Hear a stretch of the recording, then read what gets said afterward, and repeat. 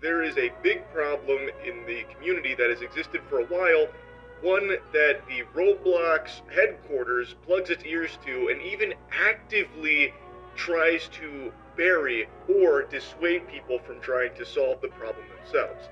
That problem being predators. Wow, the internet has really become a very interesting place recently. I didn't think Roblox of all things would be something discussed quite frequently these days, but here we are. 99% of you know what Roblox is, but I have to constantly explain it to unknowing parents all the time, so now you're gonna have to suffer with me. Roblox is a free platform that hosts games for anyone to play. Yes, mother worried about her 12-year-old son, Roblox isn't just a singular game despite being referred to as such. It is a host of millions of vastly different games. So on one phone, someone could be dressing their characters up like Barbies, and on another device, someone could be mowing down zombies with a gun. I've been playing Roblox pretty much since it came out. This is my little avatar, and we're doing this bit because I couldn't get my recording equipment to work. And even though Roblox is a platform meant mostly for children, anyone can hop on and enjoy the infinite selection of games. So be careful, mom and dad, because with infinite fun comes with infinite dangers, like people trying to take advantage of your children. Unfortunately, mom and dad were not careful, and things are pretty bad over there. So bad that people have taken it upon themselves to hunt and catch these child predators, something that Roblox isn't really fond of. But I'm getting ahead of myself. Let's actually introduce the man in the center of this entire drama.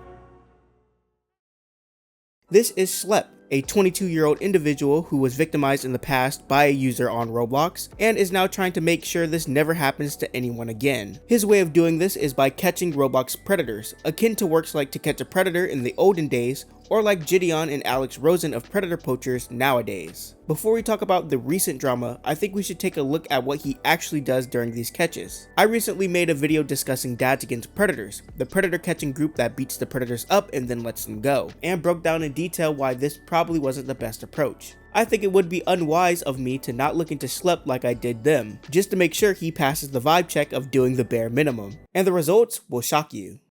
It's all above board. Yeah, I kinda knew this was going to be the case since he worked with both Gideon and Alex Rosen in the past and have at least gotten some arrests, but there's still some important things to note about these sting operations, so let's break them down. A sting would typically start with Schlep joining these Roblox promoted Discord groups using a decoy account his team made. These groups are promoted by Roblox and sit in the description of any game you play, even ones that are not appropriate for children, like condo games. Games that slip through Roblox's oh so great moderation that contain adult themes, or encourage kids to do adult activities. Condo games or condo videos. Condo videos are basically, they're like the dark side of Roblox, I'd say. It's just the bad side of Roblox. Players create those games by writing computer code that allows them to bypass Roblox child safety filters, resulting in images like these: characters who are naked, who simulate sex acts, and use crude language in accompanying online chats. Show you what this ad is, but it is promoting something called the Roblox condo community. It is hands down the darkest corner of the platform, dedicated to creating and experiencing some of the most hyper-realistic, inappropriate games. Sophie, being a young girl, joins out of curiosity. One of the main reasons is because it's a platform she's already on, and she started using this platform because Roblox recommended it to her. Not only that, Roblox is even partnered with this site. After the decoy is messaged by the predator, the typical message you would see between these two occurred. I will say that the editing is crazy. Hey, I love your avatar. Thanks. Can I add you on Roblox? Sure and will, but how old are you? Oh, I hope you don't mind, but I'm actually in my late 20s. Oh. I'm a little embarrassed. I'll just say it. I'm 27.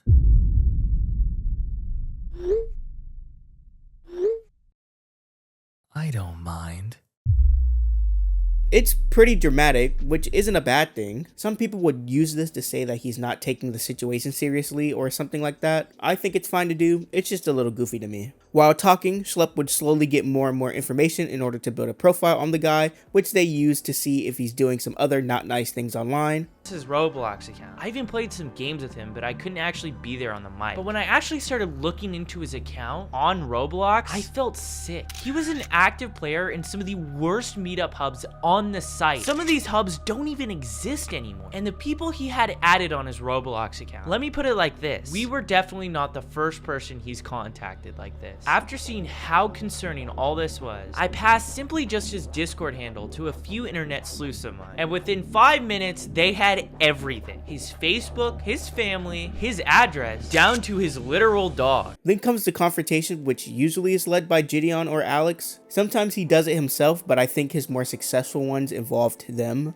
At this point, I had officially heard enough. He said everything that I felt a cop needed to hear and see. We literally had all this dude's info, so I gave it to the man, the myth, the legend, Gideon, who has told me that if I find any Roblox predators to pass it along to him, as he's willing to fly anywhere in the United States to catch them. They talk to the alleged predator as they admit on camera that yes, they've been doing this stuff. The confrontation basically serves as a dual purpose of being content while also allowing the predator to snitch on themselves. Since it would be your first time and all, you were trying to see if she was okay with it. You said you'll do some light touching. Yeah, obviously, I wanted to comfort her.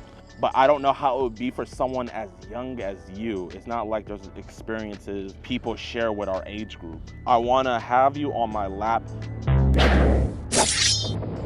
Then the police are called and they give them all of the information. This is standard and the best way to go about this stuff if you were to engage in these activities. Very, very important extra step that Schlep does, however, since this is ultimately a Roblox problem, is that he sends the information that he gathered during his encounter, everything that he sent to the cops, he reports it to Roblox, and they don't typically act unless it blows into something bigger. Because while the courts move slow, or not at all, private corporations like Roblox have literally no excuse. They can ban someone instantly. These are literally the terms of use when you sign up to the site. So I gave Roblox the same exact evidence we gave to the police. A full Google Drive with every chat log, a full-length YouTube video walking through everything, and their response, we're forwarding this to the appropriate team. And then nothing. They never followed up, never responded again, and this guy's account is still active. Schlep's videos are also always a call to action, which is what I think separates him drastically from Gideon or Alex. With them, it's just another predator. We know they exist, we know they're dangerous, and unless something pops off, it's just another catch. But every video with Schlep is a call to action towards Roblox to do something about this very blatant problem they have. What I've seen happening behind the scenes is some of the most disturbing content I've ever come across online. This isn't a recent issue. I've been seeing this behavior for years. But as Roblox became more mainstream, moderation clearly stopped being a priority. The focus shifted to profit, partnerships, investors, and most importantly, this graph being green. Problem is, bans like this shouldn't require special connections or public pressure at all. Everyone should have access to effective moderation, especially when it involves someone getting charged with a felony. But I don't even think Roblox support is real. I recently reported a credible threat on people's lives. So serious, I had to make an FBI tip about this, involving a user tied to a game where the FBI actually arrested someone that same week for planning something. Roblox closed the ticket without banning this person. And this is his account. He is still on Roblox. How does a multi-billion-dollar company with hundreds of millions of users still operate a support system that fails to act on felony arrests or life-threatening situations? It is so negligent, and I'm gonna show you why. If I were to mount any type of attack or criticism of Schlep, it would definitely be towards these videos in his earlier days. It'll start out like before, but instead of trying to catch these guys, he'll ask them to join a condo game. But it's not actually a condo game, it's a setup where they confront them Chris Hansen style. This would be bad because we aren't doing anything but playing around with predators, but that wouldn't be 100% true. Even in these videos, he manages to get some of these guys banned off of Roblox, or he goes after guys that he can't do anything about anyways, so it's not totally cut and dry. I literally get hundreds of DMs from predators just like this one within the condo community. And the saddest part is I'm unable to do anything about most of these people, as a lot of them are from third world countries. My goal with this talk show is while we're not getting them arrested in real life, we can make them think twice about ever attempting something like this again, and just show them how disgusting and heinous their actions are, and maybe it'll kick them in the right path. Roblox needs to refocus its moderation efforts onto those who actually deserve it. Despite reporting all the individuals individuals featured in today's video, only 2 of the accounts were banned, even though all of them should have been terminated. This unfair, inconsistent moderation has allowed a safe haven of predators to grow on Roblox, and it's only getting worse by the day. Another criticism could be how he goes about conducting these conversations with the predators. It's very important that you do it correctly, because if you mess up this part, it can come off as or just be straight up entrapment, which then means the whole case is just thrown out. In the best possible world, the police would oversee these conversations with Schlep to make sure that they were done correctly. Of course, these vigilante groups have spawned due to a lack of police presence on these issues, so that reality is pretty far from us. Schlep claims that he conducts these conversations correctly, but I couldn't possibly verify that. I can only point to his successes to prove that whatever he's doing, it's doing something. I also want to say how they totally mischaracterize how I run my decoy operation. We are never the first to engage with any of the predators. They always contact our decoy account first. Roblox is accusing me of encouraging adults to talk inappropriately to people they shouldn't. That is not true, and if it was true, I wouldn't have a single arrest. We present ourselves as a naive kid who doesn't know about these topics. Other than that, I got nothing honestly. Schlep passed the vibe check.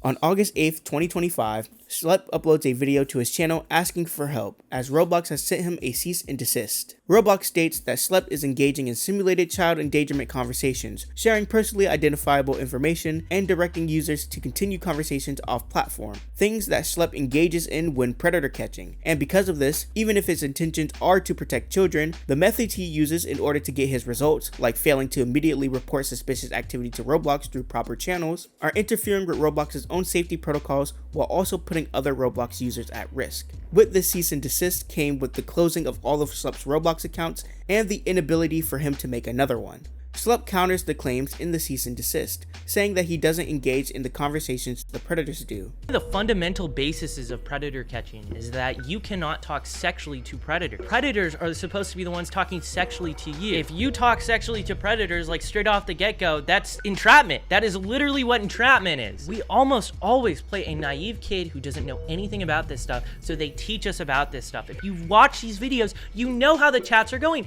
and they're not even on Roblox. No information is shared except for the information he shares to the cops. Also say sharing or soliciting personally identifiable information.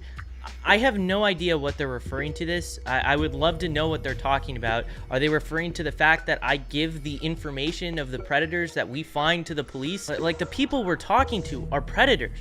Like does Roblox understand that? The directing to off-platform doesn't warrant a permanent ban from Roblox. I guess that's worth a cease and desist and an IP ban of every single account that I own. And that reporting his activity to Roblox doesn't help at all and is quite useless. Back to the predator catching stuff, this is literally how it goes. We go to roblox.com/support, submit a moderation ticket, and then fill out the prompt with all the information regarding our arrest and give you guys the same Google Drive that we give to the cops. And in a lot of instances, Roblox won't even ban after we reach out to them regarding felony arrest. He goes on to say that even though he disagrees with this move, he will not be accessing the Roblox platform again. Not to mention that Roblox has made a very firm stance that I can no longer access the Roblox platform anymore, which I want to make clear at the start of this video. I will not be accessing Roblox in any capacity at this point further unless Roblox says otherwise.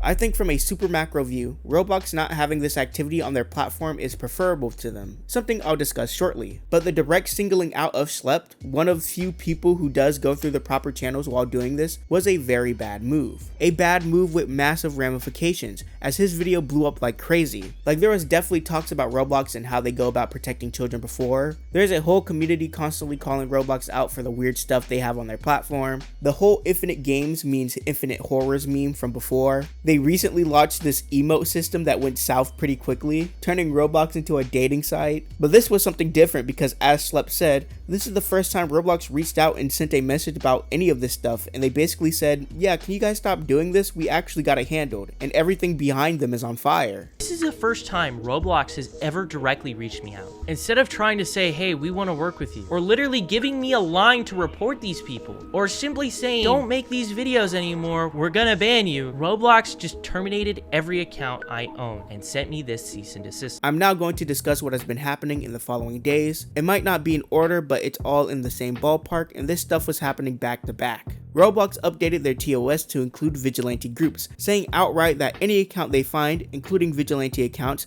that are caught violating their policies, will be punished. This is meant to persuade people to not conduct these sting operations and to report any inappropriate behavior directly to the cops or to Roblox. This is an absolutely fine policy to have. Firstly, vigilante groups are people who don't work with the cops. The guys beating up predators are vigilantes as they take the law into their own hands. Schlep and Gideon, by the strict definition, are not vigilantes because they report their findings to the police every time. This in theory would only impact the people who aren't conducting these stings properly by not getting the cops involved, something I am in full support of. Their goofy video finding a Roblox predator, making fun of them, and not reporting them to the cops, or at the very least to Roblox, ain't doing nothing, little bro. The only way you can claim Schlep under the label of a vigilante is if you expand the definition to include police involvement throughout the entire catch, not just the end. But if that's the case, I'd wish Roblox were a lot clearer by what exactly they were looking for. Now here's a hot take.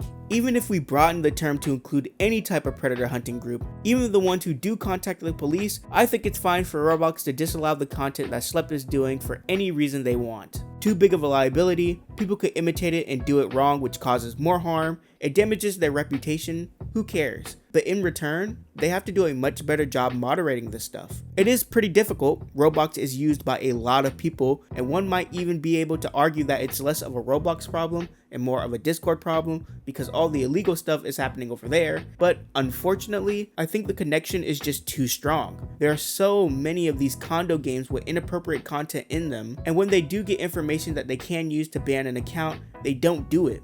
It's just too much. Now, since Roblox loves to advertise how safe their platform is, you might be interested in what their response was. Shortly after the arrest, we forwarded all the information to Roblox. Every chat log, every call, every gameplay. They sent us an email back telling us they recommend we disable chat and block him. As of this moment, he has not been terminated. Congressman Rokana creates a petition asking for Roblox to step up and do more to protect our children. The only question I would ask is what Rokana or others would want Roblox to do. Some things are obvious, like strengthen their moderation, remove condo games, probably not add dating features to the site, but if we're signing petitions, let's request some change. Another blog post from Roblox was released clearing up even more information on why they banned vigilante groups, and if you watch like 2 of Schlep's videos, you realize he doesn't fall under this. I'll keep playing it every time it comes up, but he reports these guys to Roblox and the police through proper channels, and they only get banned when things start to pop off publicly. Immediately after catching him, I posted his Roblox account on social media, along with proof that he was the one making these disgusting comments to the decoy. The post went viral, gaining thousands of likes, yet Roblox refused to take any action against his account. Even Gideon and Ruben Sim weighed in, making posts about it, but Roblox still did nothing. It wasn't until 4 days after this catch happened, when his mugshot finally got released and I made a post on it on social media, they finally decided to terminate his account. The message is clear. You can catch a predator in real life within the Roblox community, present them with all the evidence, it can go viral on social media, and they still will not care until there's a mugshot. This section, however, stands out because it is a tightrope that they are balancing on. When you remember that there are many vigilante groups that aren't doing things like Schlep are, then this makes a lot of sense. You want to punish the bad actors in this group of vigilantes, it's probably not the best idea to go after the one who, to my knowledge, is doing it correctly. Creecraft, a massive Roblox YouTuber, decides to leave the Roblox Star program, a program that allows creators to partner with Roblox and receive benefits. I've decided that I am going to leave the Roblox Star program. I probably don't need to even make this video explaining why. I think the circumstances are pretty obvious. I mean, look, it's not an easy decision, and probably it's a bad decision for me because, like, obviously I'm losing that connection to Roblox. Where Roblox just refuses to acknowledge, refuses to listen to the community, and address the issues that are in it. I think it's crazy to me that there are games that are widely popular on Roblox, like Public Bathroom Simulator or R64 games or R63 games, where you could look up the word hug and see smash or pass simulation games, right? Or you know, like the list goes on. This would be followed by other creators leaving the STAR program as well. Louisiana attorney General Liz Murrill announces that she filed a lawsuit against Roblox, specifically for the facilitation and distribution of CSAM, and for the sexual exploitation of Louisiana's minor children. XYZ Public Bathroom Simulator was finally taken down after the announcement of this lawsuit. This is good, but again, why does it have to take tons of vigilante groups and large public outcries for Roblox to step in and do something? The next day, Schlep lawyers up. Chris Hansen announces that he is now involved and planning to make a documentary about this. I'm just glad many people still get excited over Chris Hansen. Unk still got it. If I had one request, I'd love for him and his crew to try to discuss the initial contact and conversations Schlep and the Predators have. Can Schlep or Gideon or Alex or any of these predator catching groups conduct these conversations without it being entrapment and without it ruining the case from the jump? Or does some sort of law enforcement need to be involved every step of this process? I don't know the answer to this. My assumption would be yes, they can because they've gotten results, so what they're doing is clearly working, but a more in-depth look into the matter would be incredible. Roblox executives released this tech talk where they speak about the ongoing issues being discussed. People are saying that this video was AI generated or used some sort of AI filter, which I don't care about. It's bad and kind of funny, but come on guys, keep your head in the game. What's way more important are these questions. I think there's always more we can be doing, and we will continue to evolve our policies and our products to respond to new threat vectors and new forms of abuse. And we're working now on a policy update around games that have intimate spaces in them. So that's things like bedrooms and bathrooms. We are really listening to our community to understand where are the good uses of that. You know, we have lots of role-playing games that have those kinds of spaces that are totally legit. And then we have some spaces where that's inviting some policy violating behavior. And so you'll see soon an update from us on that front. And we're also working on a community safety council. We really want to get this intel from invested members of the community. We first started off pretty strong. I mean, it would have been cool if we heard this like 5 months ago, but sure, now is better than never. And yeah, that's it. Except for this part. We have a trusted flagger program where we work with experts in the field, nonprofit groups, NGOs, civil society groups that are experts in various forms of online abuse, and they're in our trusted flagger program, and they flag stuff to us and it gets expedited review by our moderation teams. So that's that program. But then users can flag, you know, anything that they see that is violative. They can flag usernames, they can flag games, they can flag all kinds of things. Let us know. The most important thing is that they provide as much information as possible in the report so that our teams can investigate it.